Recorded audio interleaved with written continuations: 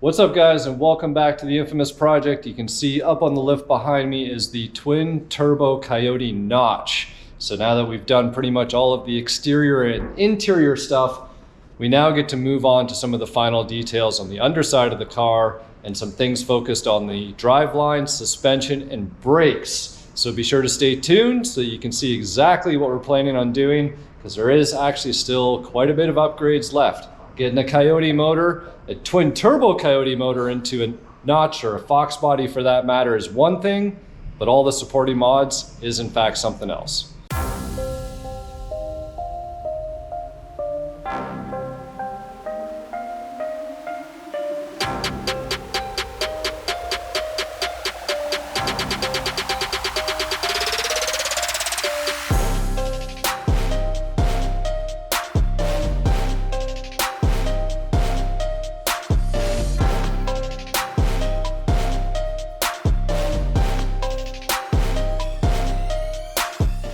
Let's kick things off on the underside of the car here. Starting from the back, we'll move our way forward.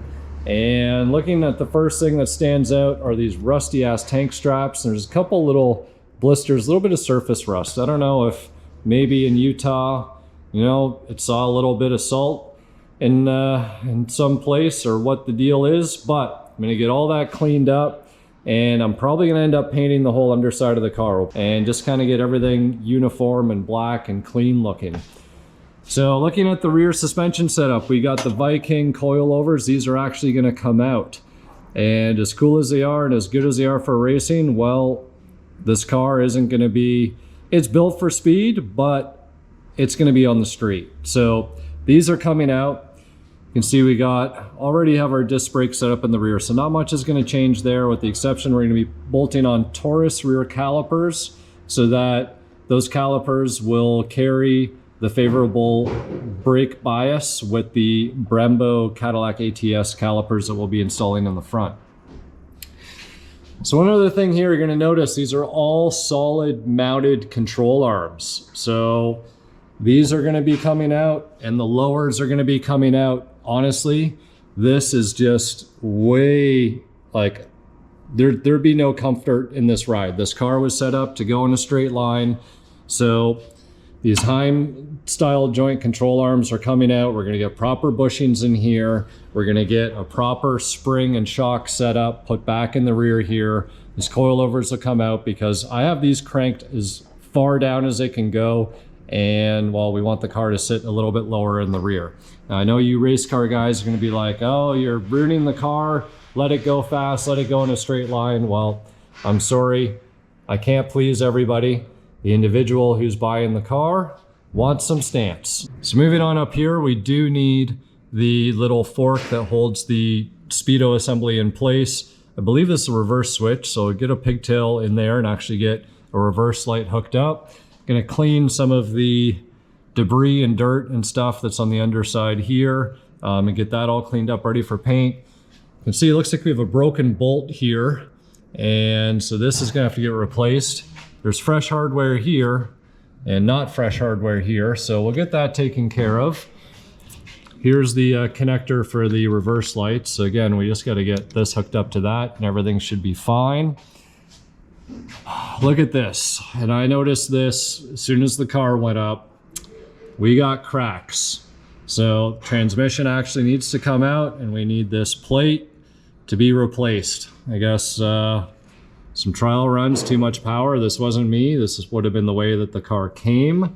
So definitely gonna have to get that cleaned up and fixed. Team Z K member and control arms, nothing's really gonna change here. Everything is gonna stay the same. We will be changing out the brake calipers for the Brembo ATS in the front here.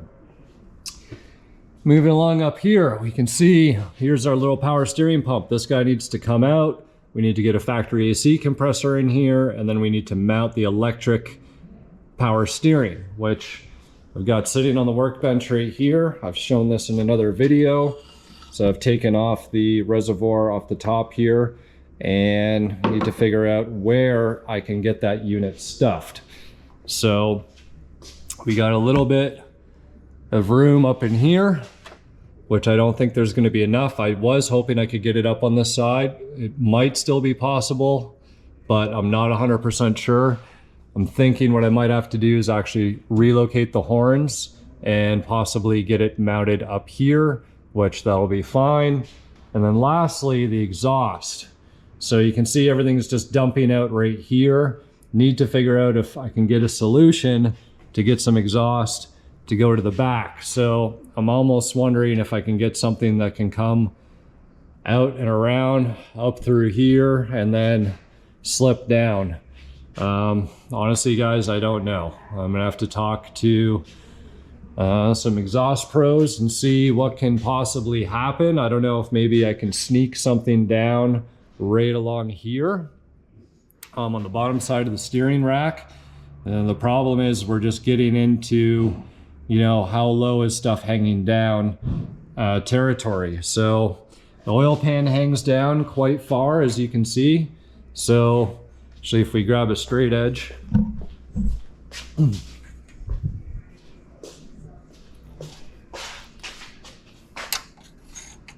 if we grab a straight edge, we can see here, oil pan's just as low as the K-member mounting points for the rack. So that leaves us, you know, a little bit of room right here. Just got to be mindful of how hot this piping could get, and we don't want to burn the boots off the tie rod. And so, I don't know. I'm just trying to see where this exhaust could possibly route, where we could sneak it around. Might have to wrap it. But yeah, we just need to be conscious of how low that's going to be hanging from the ground. So again, once the power steering or electric power steering is mounted, then probably get the lines, again, if it's going up here, which I think it's going to be, then we'll get the rack lines mounted accordingly. Obviously, we have the Hydro Boost setup in the front there, so the rack lines are actually facing and going that way right now. So we'll get that all flipped around, get this all cleaned up. You can see this is where the old sway bar mount was. There is no sway bar in the front of this car at this stage, and there probably will not be. There's just too much stuff in the way in terms of plumbing here. Good thing for the car being low. So you can see our oil return lines here. One thing that I'd say, it would have been nice if they TIG welded in this bung instead of punching and tapping. I'm sure it was done outside of the car, but still would have been nice if they matched. But it is what it is. And hopefully, once all that's done, we can actually get some inner fenders bolted on in the front. That could be a challenge, but we'll do our best. And like I said, we'll clean up all the floor. We'll get the underside painted black, get a nice coating on it. And it's going to be a dirty job, but this is going to be nowhere near as dirty as the Dutch number 5 car was. So I guess for now, I'll decide which direction or which lesser of evils I want to start working on first. I've already got the brake calipers pretty much prepped up for some paint. In fact, I need to make a rundown to O'Reilly's, and maybe I'll start spraying on some super clean on the underside. I'm going to put some cardboard down on the ground just to make sure that any debris and droppings and whatever can drop onto that. And I'll let it start eating into that greasy underside stuff, so that way the underside is good for paint. And I almost forgot, I got a set of brand new Stifler subframe connectors. They're gonna get welded into this car. Do you imagine, like, all this work has been done to the car and there's no subframe connectors? Unbelievable. You guys ever needed a reason to use that old underhood insulation that's no good? Well, it makes a great little drip catcher. Get this all sprayed up. Let it do its thing. Drip onto this. We'll do this side. Once that's all cleaned up, we'll do the other side and start getting stuff ready and prepped for some paint under here, since we need to actually drop the transmission anyways. That'll give us great accessibility to the top of the transmission tunnel. Pull all the fuel lines off and kind of pull them off. And that way we can get all that cleaned up. All right, guys, so for scrubbing, what I like to use is an old Scotch pad, because it actually doubles. It not only helps scrape stuff off, but it helps start prepping and scuffing whatever surface it is that you're going to be painting.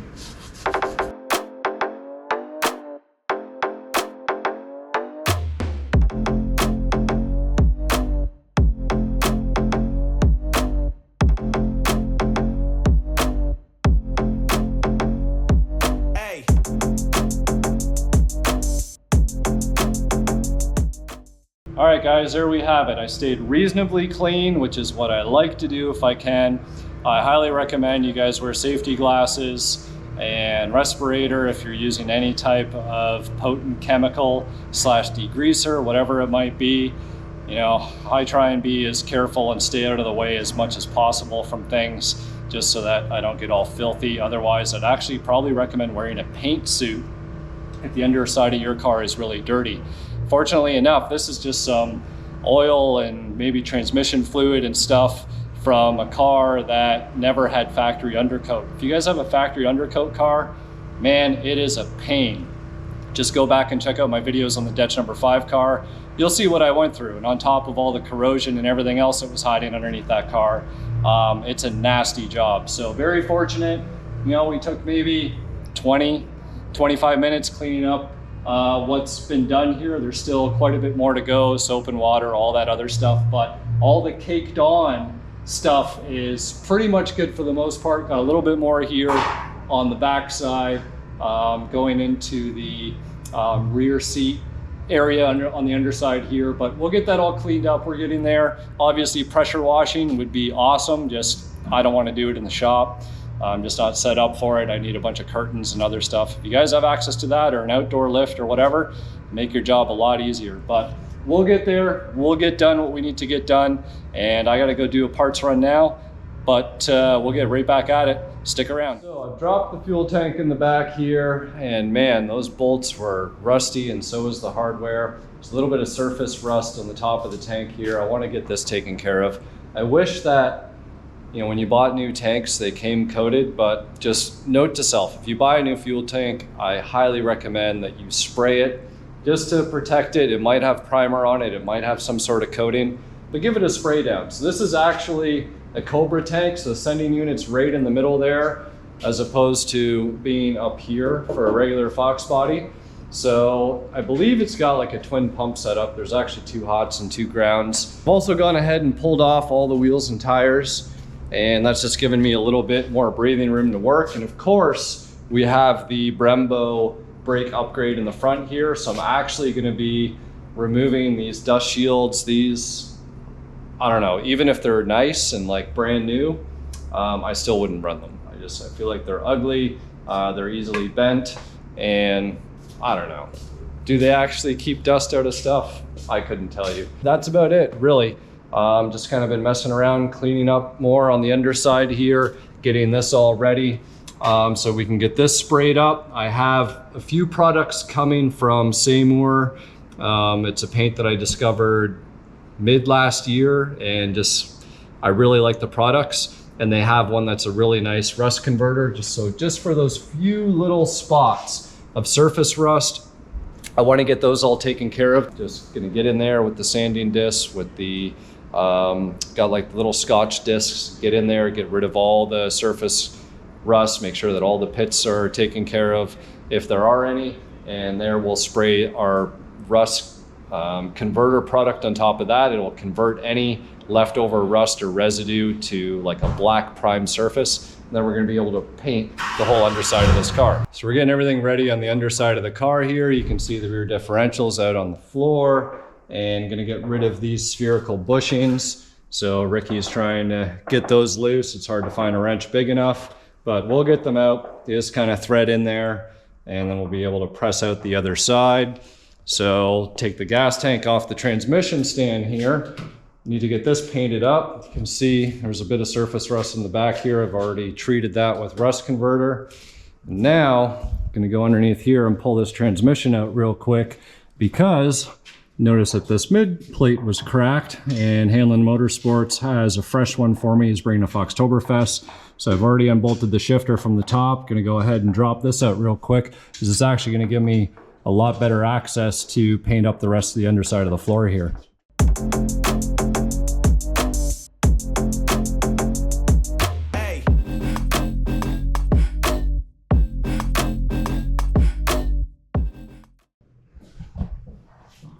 All right, guys, transmission is out. Here's the remains of the mid plate. So needless to say, somebody must have been doing some test hits. These came off in pieces here. Impressive. Again, Handling Motorsports, thank you again for locating another one. I got pretty much free reign of the whole undercarriage of the car. Gonna go ahead, just finish cleaning up some of these corrosion spots here. Again, it's just kind of in the seams, so I'm taking a wire wheel, making sure everything is cleaned up. Scuff the whole underside. It is pretty much scuffed for the most part, and we'll hit stuff with the rust treatment. And then the MRO black.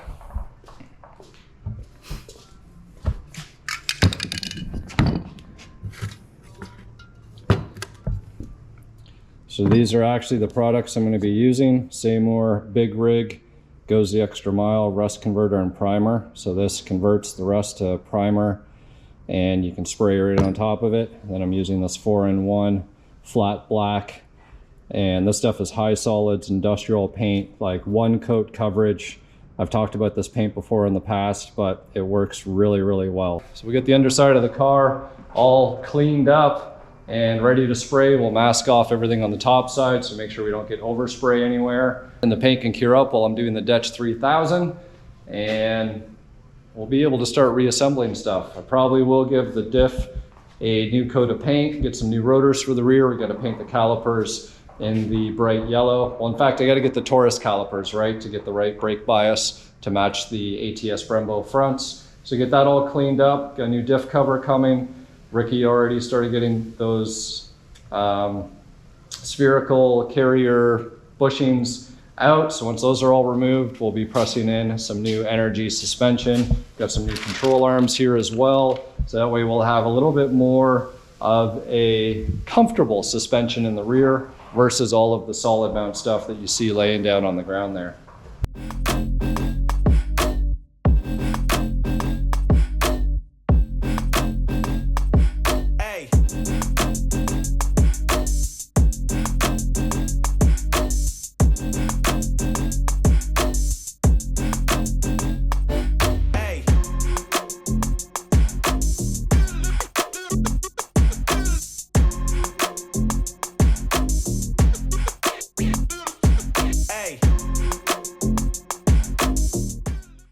So we're pretty much ready to start spraying. So again, a lot of wire wheel, sanding disc, scotch pad, brake clean, wax, grease remover, all of those things. You want to get your surfaces as clean as possible and remove as much stuff as possible. So I'm only going to be focusing from the firewall forward, and then once this is all taken care of, then I'm going to worry about up in the inner fenders and all that. So it's good to sometimes break what you're doing up into sections. Sometimes I would just kind of do from behind the floorboard going back, and then once that's done, then going there. But in this case, once the transmission came out, I'm like, man, you know what? I'm just gonna go for it and get everything done pretty much in one shot. So I do have a fan. It's gonna blow all the overspray outside of the shop. I do have a mask. Make sure you guys get a proper paint mask, especially when you're using high solids paint. So this guy's gonna go on first on all of the areas that had surface rust. So anywhere where I've taken the, wire wheel or any of that stuff, all of these areas, gonna hit all that with the rust converter. So you're making sure you get all these spots here, so on and so forth, all up back in here. You can see where I already tried a little section, inconspicuous spot, just to make sure everything works good. Once that dries up, which it dries up quick, then I'll be able to hit the final top coat of that flat black paint. So gonna go now, put my mask on and start spraying areas.